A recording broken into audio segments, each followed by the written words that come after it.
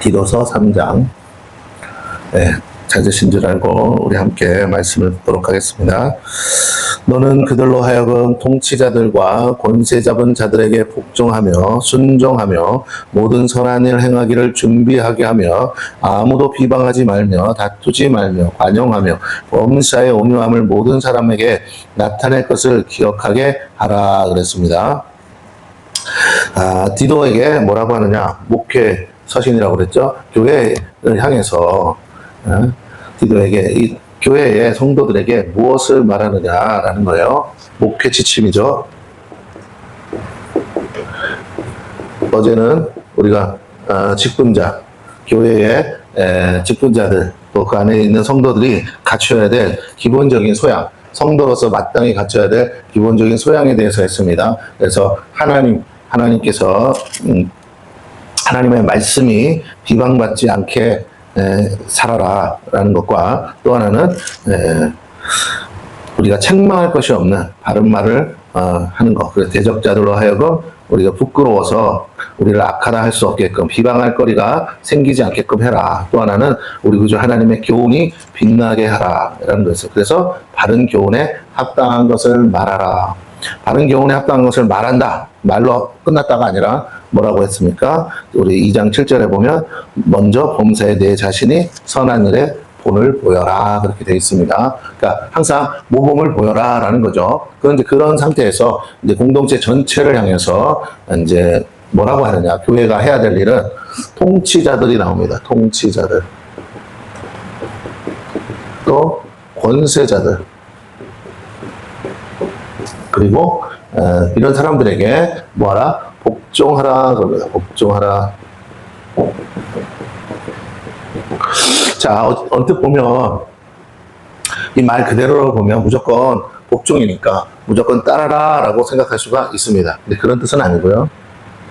우리의 신앙을 버려가면서까지 하라는 건 아니에요. 우리의 신앙을 지키는 선에서 하라는 거죠. 교회, 이거는 이제 개인도 포함되지만 교회적인 차원에서 얘기하는 겁니다. 교회. 오늘날 교회들에게도 동일하게 해당돼.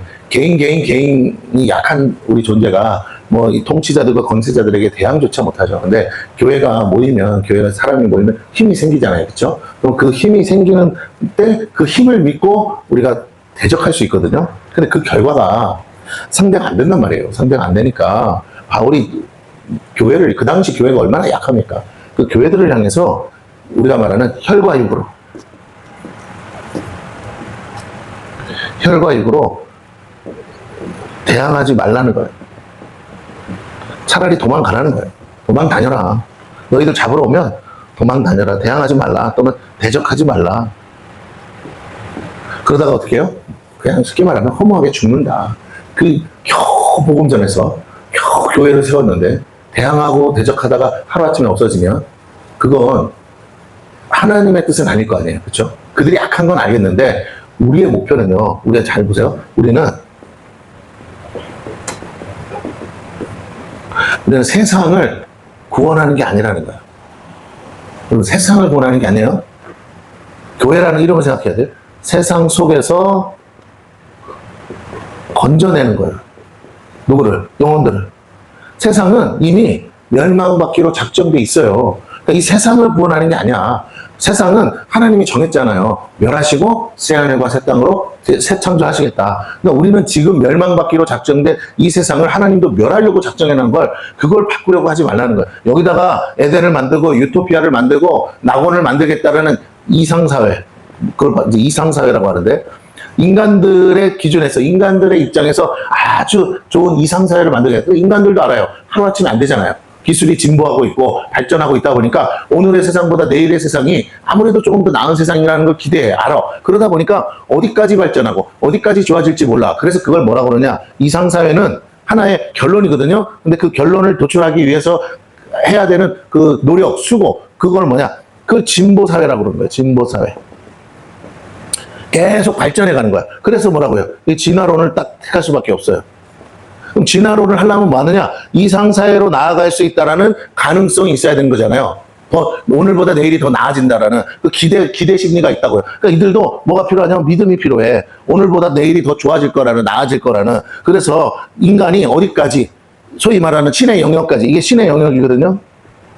안 죽고 불로불사, 예? 우리가 다 그거 꿈꾸잖아요. 지금 세상은 불로불사하는 신의 영역까지 간다는 확실한 믿음이 필요해. 그리고 그것에 대한 가능성을 열어놨어. 인간은 그 정도의 가능성을 갖고 있다. 뭐 지금까지 어느 정도 그런 부분들이 증명되고 있죠. 그러다 보니까 계속적으로 진화하고 진보할 수 있기 때문에 뭐 해야 되냐. 이거 보고 싶잖아. 그러니까 돈 있는 사람들이 불로장생하고 싶은 거예요. 불로장생. 어떻게 하면 불로장생할 수 있냐. 두 가지 방법. 의학적인 방법. 하나는 과학적인 방법. 그래서 뭐 요즘 그런 거 나오죠. 디지털 영생이라고 하는데 뇌를 스캔해서 뇌에 있는 내 정보나 데이터를 컴퓨터에다가 백업시키면 나는 죽었어. 육신은 죽었어도 어떻게 해요? 내 정신은 살아있잖아. 그러니까 나는 불로장생할 수 있다. 그래서 이제 어디까지 가느냐. 잘 드세요. 이건 SF 영화에 나오는 게 아니라 지금 다 그걸 꿈꾸고 있어요. 첫째, 로봇. 네? 로봇은 깡통이야. 로봇은 그릇이라고요. 더 좋은 로봇이 나오면 갈아타면 돼. 근데 거기에 소프트웨어에 뭐가 이식돼요? 내가 이식되는 거야, 내가. 내 정신이. 그러니까 내 몸뚱아리는 로봇인데 정신은 나야. 그래서 이식해서 계속 업그레이드. 우리나라에서 만든 영화에 그런 게 있어요. 그런 비슷한 게 있어요. 정인가? 뭐 그런 그 제목의 영화가 있어. 넷플릭스에 나오는데, 네, 과학이 발전하다 보면 데이터를 백업할 수 있다고 생각하는 거예요. AI가 이제 발전하고 있으니까, 네. 난데 AI와 같이 활용되니까, 그러니까 AI의 기능을 이용할 수 있으니까 내가 굉장히 지능이 어떻게 돼요?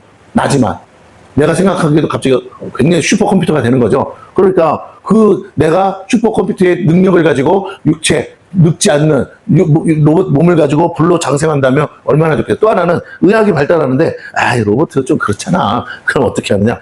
몸뚱아리를 하나씩 뭐예요? 장기를 갈아 끼우는 거야. 망가지면 심장 갈아 끼우고, 내 거를 어떻게 계속 뭐 줄기세포를 배양한다 그러잖아요. 그런 식으로 해서 어디에 실험실에서 키워. 내 장기 하나 망가질 수 있는 거 딱 떼다가 딱 하면 쫙 하면 뭐라고요? 요즘 3D 프린터라고 그러죠. 이제 의학에서도 나옵니다. 여기도 3D 프린터가 나와. 그럼 어떻게 되냐?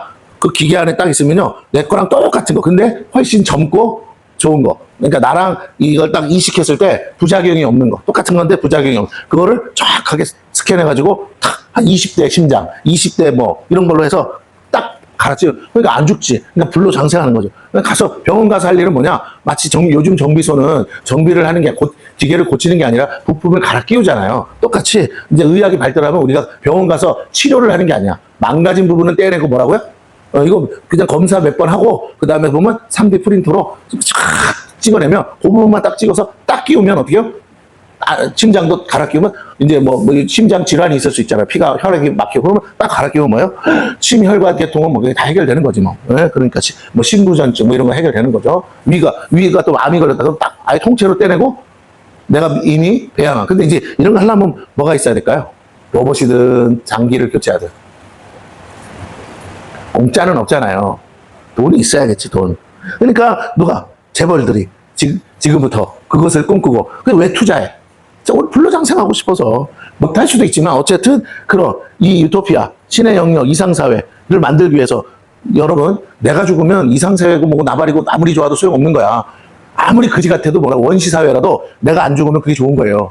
이해가 되십니까? 일부러 요즘은 자연에 들어간대잖아. 캠핑 텐트 하나 끼고. 그러니까 이상사회를 꿈꾸는데 이상사회 기준이 나라고요. 나 보기에 좋은 세상. 그것을 만들기 위해서 계속 발전하자. 이게 발전이거든요. 더 나아지자. 발전되어 가자. 그것도 중심이 뭐라고요? 나야. 나.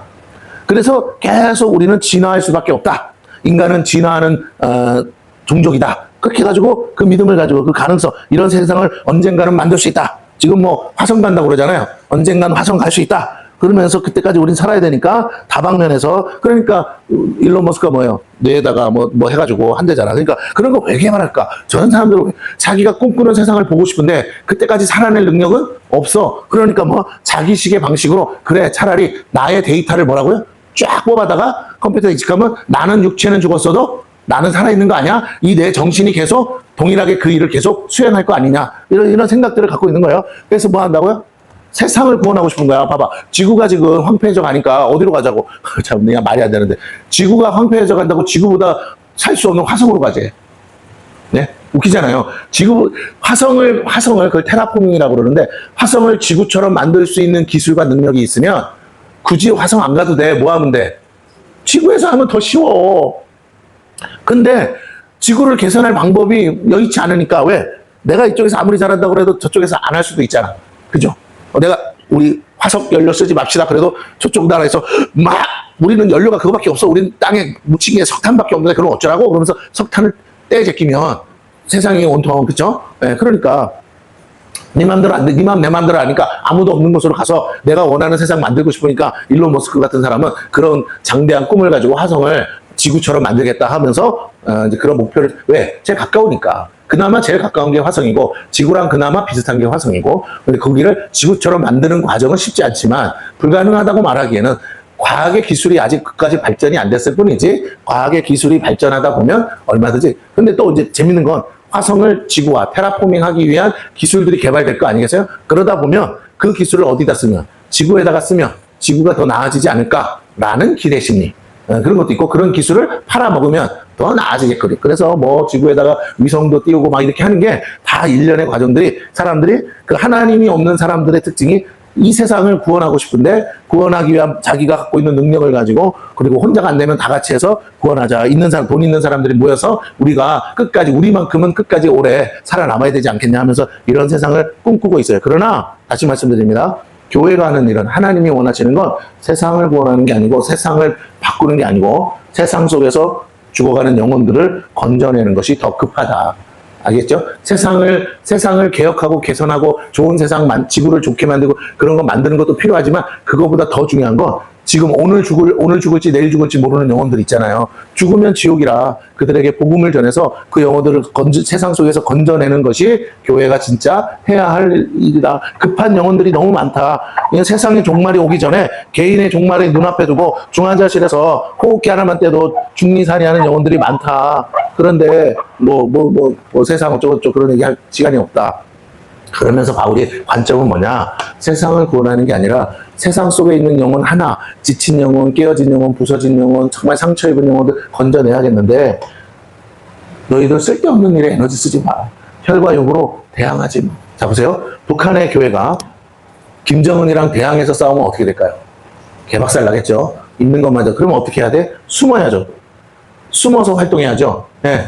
그래서 뭐라고 해요? 지하교회라고 하잖아요. 북한의 지하교회. 숨어서 활동한단 말이야. 걸리면 죽으니까. 여기는 죽이지까지는 안 하지만 거기는 걸리면 죽여요. 그러니까 죽지 않으려고 한다고. 왜? 믿음을 뭐 해야 되니까? 믿음을 전수해야 되잖아. 예, 복음을 전해야 돼. 다음 세대들에게. 내 다음 세대. 다른 사람은 둘째치고 내 새끼한테는 믿음을 전수해야 되니까 이 지하교회를 지키고 믿음을 전수하는 게 인생의 최고의 목표라고요. 그러니까 어떻게 하느냐? 어쨌든 교회적으로 통치자들과 권세자들, 그들이 하나님을 모르는 건 당연하지만 그래도 그들은 자기의 역할이 있어. 자기가 지금 다스리고 있는 영역이 망가지기를 원하진 않아요. 맞습니까? 네, 그러니까 그들 앞에 뭐하라? 대적하지 말고 복종하라.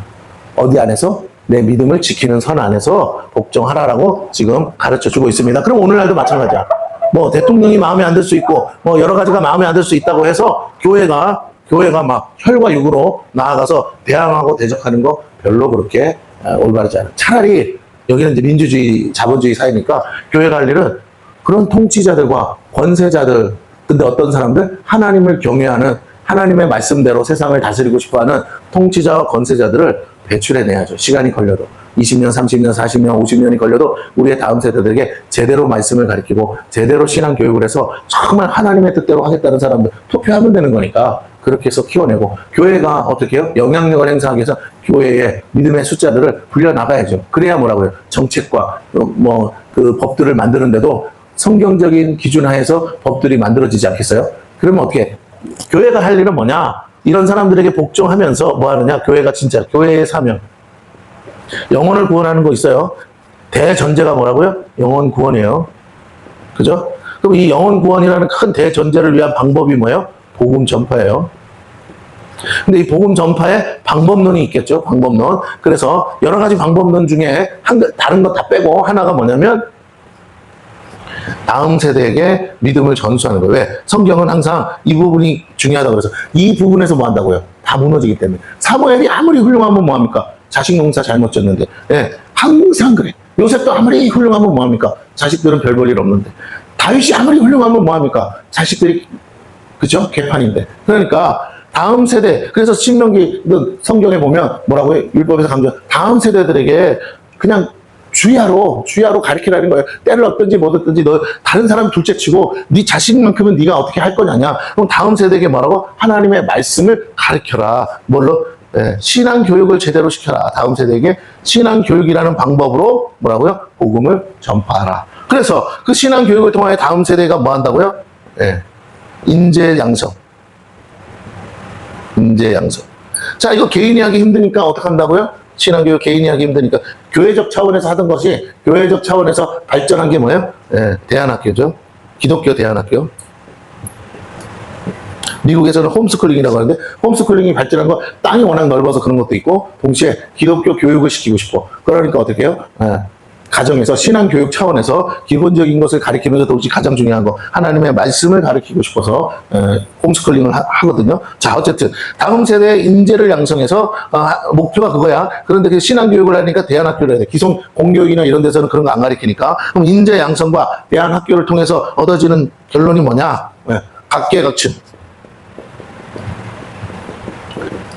각계각층의 하나님의 사람을 심는 거예요. 하나님의 사람은 시간이 오래 걸리죠. 그래서 그러면 각계각층의 사람은 다 틀리니까 각계각층에 어떤 사람이 심겨져야 되느냐라는 거예요.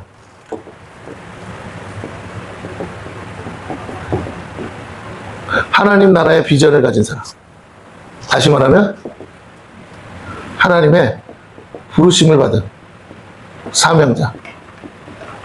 대표적인 인물로 우리가 영국의 정치인이었던 윌버포스라는 사람, 그 사람이 노예제도를 이제 그 국회에서 입법을 해가지고 노예제를 폐지하거든요. 영국의 노예제도가 있었는데 노예제를 폐지해요. 영국은 왕정 국가 아닙니까? 그럼에도 불구하고 이제 입법 활동을 했어요. 그래서 뭐라고 이제 왕은 어쨌든 실질적인 통치는 안 하니까. 그래서 그 총리나 이런 사람들이 이제 국회를 운영하면서 하는데 거기에서 국회의원으로서 입법 활동을 해서 그가 무려 내가 알기로 30몇 년 동안 했어요. 그래가지고 결국 영국에 뭐라고요?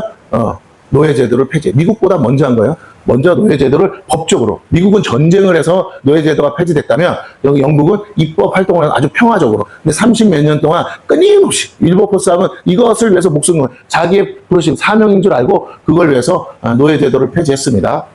그래, 노예를 사람으로 취급하지 않으니까 노예를 사람으로 그들의 인권을 보장해줘야 뭐라고요? 하나님 앞에서 평등하니까. 그래야 어떻게 된다고요?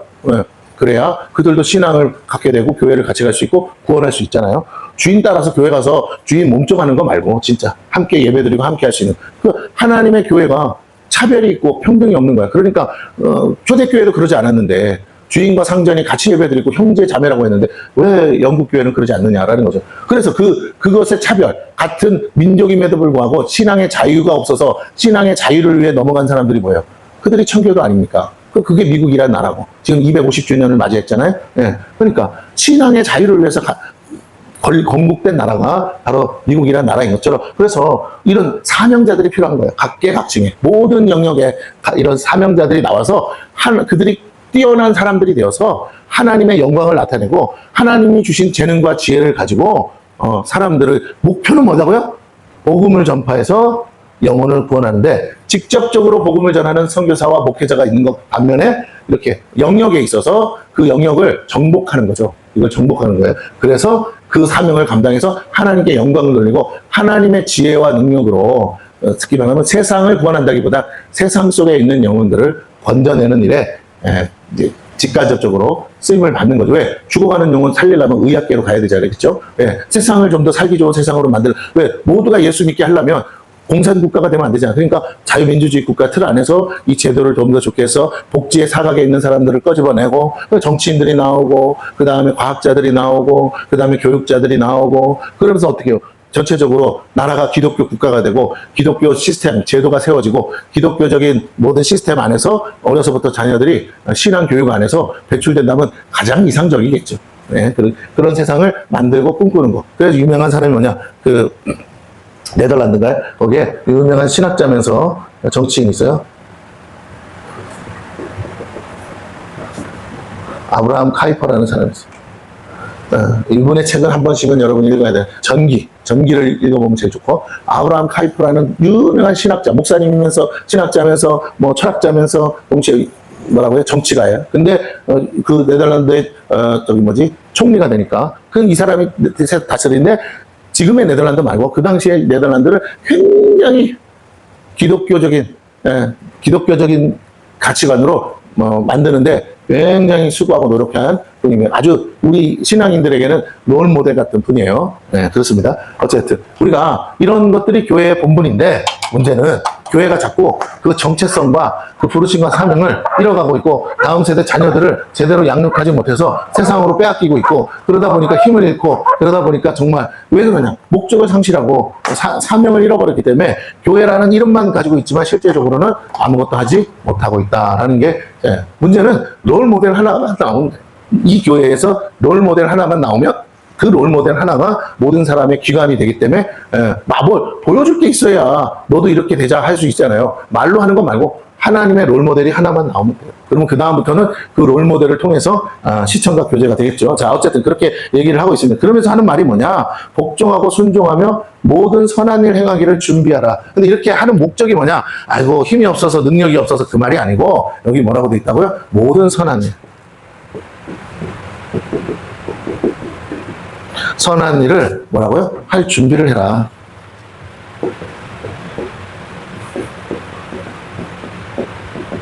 다시 말할게요. 이걸 다르게 표현하면 우리의 경건한 삶이 방해받지 않게 하라.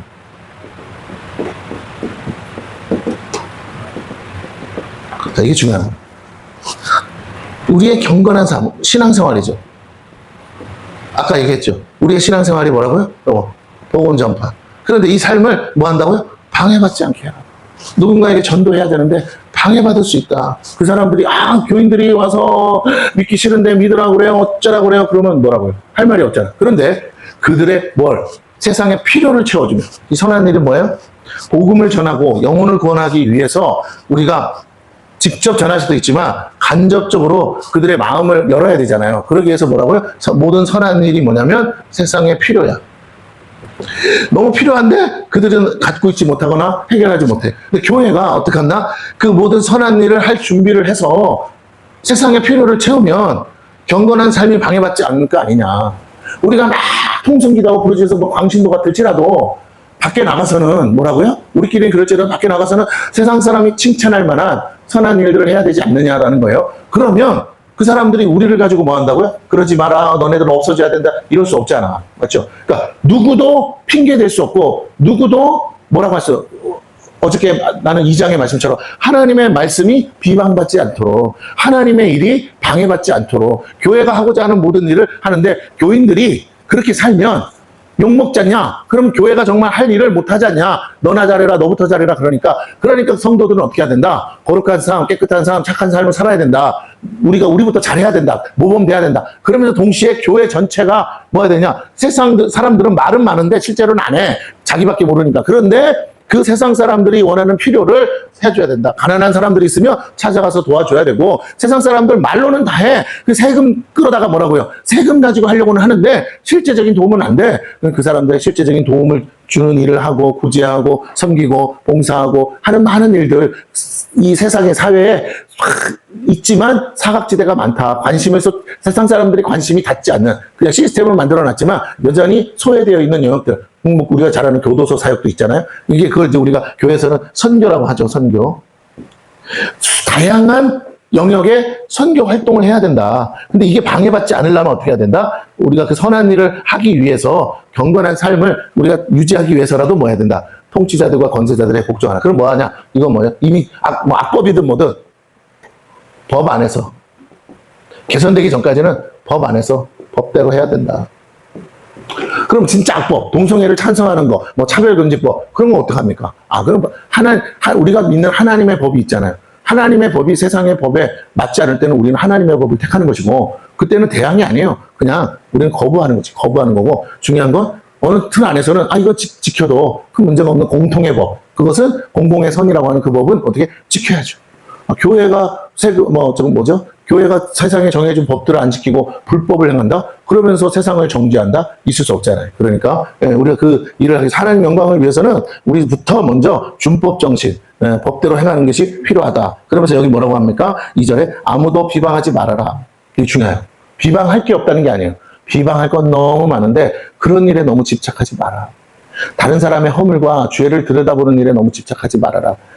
내 입을 거룩하고 아름답게 쓰지 못하고 정말 쓴물과 단물이 내 입에서 나오게 하지 마라.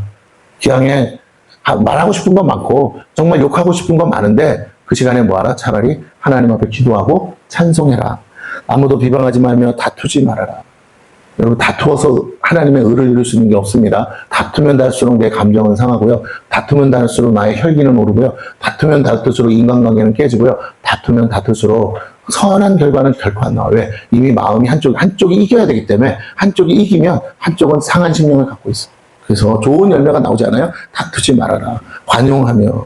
관용이 뭡니까? 너그럽게 용서하고 용납하고 하는 거죠. 범사의 온유함을 모든 사람에게 나타낼 것을 기억하게 하라. 범사의 온유함이 뭐죠? 부드러운 심령이죠. 그러면 어떻게 해요? 사람들을 막 잡아먹을 듯이 하지 말라는 거예요. 우리가 이럴 때 쓰는 용어들이 있죠. 그럴 수도 있지. 오죽하면 그러겠어.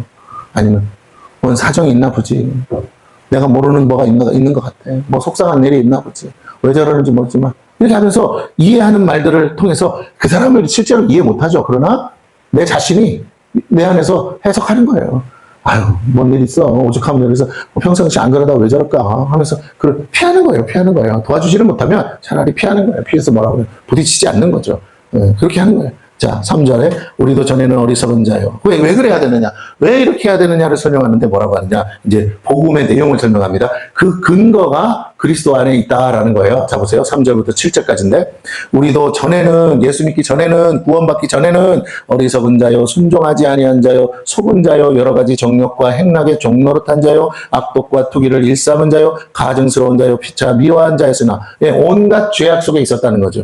그러나 예수님의 보혈의 피로 용서받았잖아. 그러면 이제 과거의 죄들을 뭐 해야 돼요? 벗어버려야죠. 옛사람을 벗어버려야 된다라는 거예요. 이것이 죄라는 걸 알아요. 세상 사람도 알고 나도 알아. 그런데 죄를 지으면서도 죄인 줄 모르고 짓다가 이제 예수 안에서 이게 죄인 줄 알았어요. 그러면 이제 더 이상 그 죄를 범하지 말아라. 4절, 우리 구주 하나님의 자비와 사람 사랑하심이 나타날 때 어디에서? 십자가에서 우리를 구원하시되 우리가 행한 바 의로운 행위로 말미암지 아니하고 솔직히 의로운 행위도 없지만 내 스스로 의롭다고 한 그것 때문이 아니고 오직 그의 긍휼하심을 따라 중생의 씻음과 성령의 새롭게 하심으로 하셨나니. 여기서 중생의 씻음은 두 가지로 해석할 수 있어요. 우리가 회개하는 거 그것도 있지만 또 하나는 뭐냐? 이 당시 교회는 세례를 넘겨서 회개의 의식으로 세례가 있었습니다. 그러므로 세례를 받으면 이제 교인 되면 죽을 수 있잖아요. 그러니까 세례 받는 게 오늘날처럼 쉬운 게 아니에요. 근데 그 당시에 목숨 걸어야 돼. 목숨 걸고 세례 받으려면 어떻게? 내가 진심으로 회개해야지. 그러니까 중생의 씻음은 회개인데 어떤가? 세례를 말한다고 합니다. 그리고 성령의 새롭게 하심, 성령 충만, 성령 세례를 받는 거죠. 그렇습니다. 둘 다 세례죠. 하나는 물 세례, 하나는 뭐예요? 성령의 불세례. 자, 그래서 우리 구주 그리스도로 말미암아 우리에게 그 성령을 풍성히 부어주사. 성령 충만히 부족하게 하면 안 돼. 풍성히 아주 충만하게.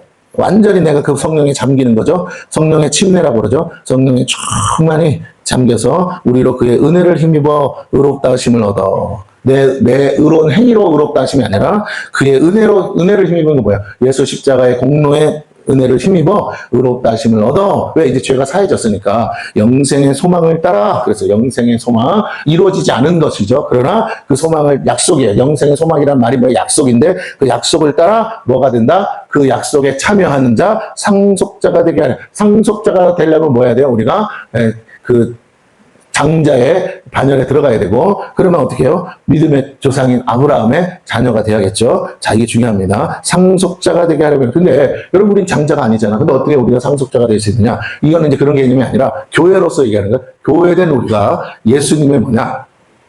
몸과 지체라고 그랬어요. 그러면 교회로서는 우리가 장자의 신분으로서 상속자가 되죠. 두 번째, 예수님은 신랑이고 우리는 신부잖아요. 교회는 신부라고 그랬어요. 그러니까 신랑과 신부, 남자와 여자가 부모를 떠나 뭐 한다고요? 한 몸을 이룬다고 했어요. 그러니까 한 몸을 이뤄. 그러니까 내 남편이 상속자야. 그럼 나도 같은 상속자가 되는 거죠.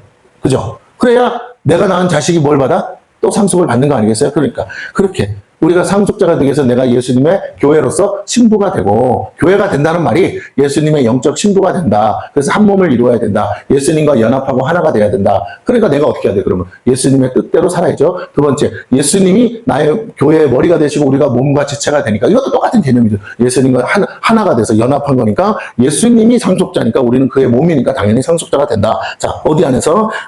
그리스도 안에서 아브라함과 함께 상속자가 된다는 겁니다. 이 말이 미쁘도다. 이 말이 믿을만하도다. 이 말이 마땅하다. 이런 뜻입니다. 그러면서 원하건대 너는 이 여러 것에 대하여 굳세게 말하라. 지금까지 한 말 너 주저주저하지 말고 담대히 말하라. 이는 하나님을 믿는 자들로 하여금 조심하여 선한 일에 힘쓰게 하려 함이라. 핵심이 뭐라고요? 아까도 나온 것처럼 선한 일을 힘쓰게 하려 함이라. 그 선한 일이 뭐라고 그랬습니까? 예, 세상의 필요를 채워서 복음 전파하고 영혼 구원하는 거예요. 그죠? 자, 그렇습니다. 그러면서 하는 말이 여기 보세요. 이것은 아름다우면 사람들에게 유익하니라. 그렇죠. 사람들에게 유익해요. 그런데 이제 그 다음 중에 이단들이 나오는데, 어리석은 변론과 족보 이야기와 분쟁과 율법에 대한 다툼은 피하라. 그래서 우리가 신앙 안에서요, 믿음 안에서 이와 같은 무익한 것들, 헛된 것들이라고 했습니다. 이것들은 피하라. 왜? 이런 거 가지고 와서 자꾸 사람들을 논쟁거리 가운데서 교회를 분열시키는 사람들이 있어요. 이건 그리스도의 몸을 찢는 겁니다. 이렇게 하면 안 된다. 10절. 이단에 속한 사람을 한두 번 훈계한 후에 멀리하라. 이러한 사람은 내가 아는 바와 같이 부패하여 스스로 정죄한 자로서 죄를 짓는다. 그랬습니다. 그러면서 이제 내가 아데마 두기고를 내게 보내리니 그때 내가 급히 니고볼리로 내게 오라. 이제 바톤 터치하는 거예요. 디도랑 이제 아데마 두기로 바톤을 터치합니다. 그러면서 내가 거기서 겨울을 지내기로 작정하였노라. 율법교사 세나와 및 아볼로를 급히 먼저 보내어 그들로 부족함이 없게 하고, 또 우리 사람들도 열매 없는 자가 되지 않게 하기 위하여 필요한 것을 준비하는 좋은 일에 힘쓰기를 배우게 하라. 나와 함께 있는 자가 다 내게 무난하니 믿음 안에서 우리를 사랑하는 자들에게 너도 무난하라. 은혜가 너희 무리에게 있을지어다. 예. 디도가 이제 지금 교회를 잘 치리하고 있는데 그것들 좀 더 잘하라고 하고 어떻게 해야 되는지를 구체적으로 말해줬어요. 그러나 이거 디도만을 위한 게 아니죠. 그 다음 바통을 잇는 누가? 아데마 두기고가 그대로 또 이 서신을 보겠죠. 또 그 다음에 같이 간 율법교사 세나랑 아볼로가 또 그 부족한 것들을 채우겠죠. 그래서 함께 공동 목회, 함께 공동으로 교회를 치리하고 섬기는 일을 했다라는 것입니다. 오늘 그래서 우리가 이제 깨달아야 될 것은 뭐라고요? 우리가 세상 가운데서 사는데 우리의 혈과 육으로 자꾸만 문제를 해결하지 말고 우리는 기도에서 하나님이 움직이면 되는데, 하나님을 보좌를 흔들고 하나님을 움직일 수 있는 특권과 자격을 얻었는데 왜 자꾸 우리가 혈과 육으로 대항하느냐는 거예요. 우리에게 필요한 건 믿음이에요. 그 믿음은 뭐냐? 단순히 오늘 기적을 일으키는 게 아니라 아까 말한 것처럼 뭐라고요? 영혼을 구원하기 위해서 복음을 전파하는데, 복음을 전파하는 것 자체가 시간이 걸리잖아요. 그죠? 단기적으로라도 직접 한다고 해도 시간이 걸려요. 해외를 나가는 것도 준비해서 가야 되니까 시간이 걸려. 그들의 필요를 채워줘야 돼, 안 채워줘야 돼요? 그래서 우리가 베트남의 선교사님이 브런치 사역한다고 그랬잖아요. 그랬더니 복음 전파가 쉽다고 그랬잖아요. 사람들이 오니까. 그럼 우리가 돈을 버는 목적이 생기는 거야. 우리가 돈을 버는 건 그들에게 선교비를 보내는 건 그들이 브런치 사역을 할 수 있게끔. 그럼 돈이 어디서 솟아나는 건 아니니까. 거기 있는 성도들도 연약해서 그걸 다 할 수도 없어. 우리가 지원을 해서, 우리가 직접 가서는 못해도 우리가 그 일하겠다는, 복음을 전하겠다는 사람들에게 재정 지원을 해서, 그래서 뭐라고요? 그들이 그걸 마음껏 할 수 있도록만 하면, 그리고 더 나아가서 그 교회들을, 거기는 현지 교회들이 살아나고 현지 교회들은 가난하니까 그걸로 교세가 일어나고 그 교회 안에서 다음 세대들이 신앙교육을 받고 그렇게 이런 선한 사역들을 볼 거 아닙니까? 선교사들을 통해서. 그러면서 뭐라고요? 인재가 양성되고, 더 나아가면 아마 대안학교, 지금 우리 우정 목사님이 그 베트남에서 신학교 사역을 하거든요. 신학교 애들이 들어올 수도 있잖아요. 그런 애들이 또 그 나라에 죽을 때까지 거기 살 거니까 걔네들이 현지 목사가 돼서 복음 전한다면 얼마나 좋겠느냐. 그래서 각계각층의 하나님의 사람, 나중에 베트남에 정치인도 나올 수 있고, 그래서 결국은 베트남이 공산 국가가 아니라 기독교 국가로 바뀔 수도 있는 거 아니겠느냐. 지금부터 캠퍼스 사역하시는 선교사님 또 캠퍼스 사역하잖아요. 캠퍼스마다 복음이 전해지기 위해서 뭐가 필요해야 돼요? 복음은 우리 전할 사람은 우리가 하겠는데, 걔네들을 뭐 어떻게 하니까 복음을 전할 수 있고 제자 양육을 할 수 있냐 봤더니 사랑방 하나만 있으면 그냥 4년 내내 뭐라고요? 대학 졸업할 때까지 신앙교육을 아주 철두철미하게 시킬 수 있을 것 같은데, 그래도 도망가는 애들이 있지만 어쨌든 사랑방 하나만 세울 수 있으면 좋겠는데 나머지는 걔네들이 돈을 대니까 그러면 사랑방 세우는데 들어가는 비용 대주고 하나가 필요한 게 아니라 캠퍼스가 여러 개래요. 그러면 캠퍼스가 적어도 80개라는데 크고 작은 대학들 80개 대학마다 입학생 전국에서 학생들 젊은이들이 호치민으로 몰려오는데 그 아이들 싸게 머물 수 있는 싸고 좋게 머물 수 있는 사랑방 그 안에서 신앙교육하고 예배드리고 그러면서 훈련되고 그래서 자기 고향에 가서도 저건 전도하고 또 아니면 안 가면 각 직장을 얻으려고 하니까 각 직장마다 들어가서 또 복음의 일꾼들로 쓰임 받을 수 있고 그들이 또 모여서 교회를 만들고 그러면 그 일에 재정을 대는 거죠. 우리가 직접 선교가 안 되니까 재정을 대야죠. 거기서 먹고 자고 하면서 사시는 분들이 그 일을 할 거니까 돈만 주면 얼마든지 더 만들 수 있다니까. 예. 우리가 축복받아야 되는 이유를 알아야 돼요. 우리가 돈을 벌어야 되는 이유를 알아야 돼. 우리가 정말로 그러면 뭐하냐. 여기 계신 분들은 그러면 난 돈을 벌어서 그렇게 할 자신은 없는데 어떻게 기도하는 거예요. 그 일에 하나님 교회를 축복하사 우리 교회가 그 일을 계속 지원할 수 있게 재정의 축복을 주시고 하나님 능력을 달라고 재물 얻을 능을 주시고 정말 물권을 주셔서 그 선교사님들을 도울 수 있게 해달라고 그러면 그렇게 사역이 있고 열매가 있는 곳에 뭐라고요? 우리가 지원하면 계속적으로 확장되지 않겠습니까? 네, 그런 거예요. 목표가 있고 목적이 있어야 된다라는 겁니다. 그래서 신앙생활을 아무 생각 없이 그냥 교회 왔다가 갔다가 하는 게 아니라 정말 하나님 나라와 의를 위해서 우리가 나는 무엇을 해야 되고 어떻게 해야 되고 그걸 위해서 우리가 할 수 있는 것은 무엇인가 찾아가면서 할 때 하나님이요 내 옷에 맞고 나의 부르심에 맞는 것을 찾으면요 그 다음 문제들은 또 하나님이 하나님의 방법으로 해결해 나가신다는 것을 우리가 깨닫기를 바라겠습니다. 그래서 날마다 승리하시는 저와 여러분들이 바랍니다.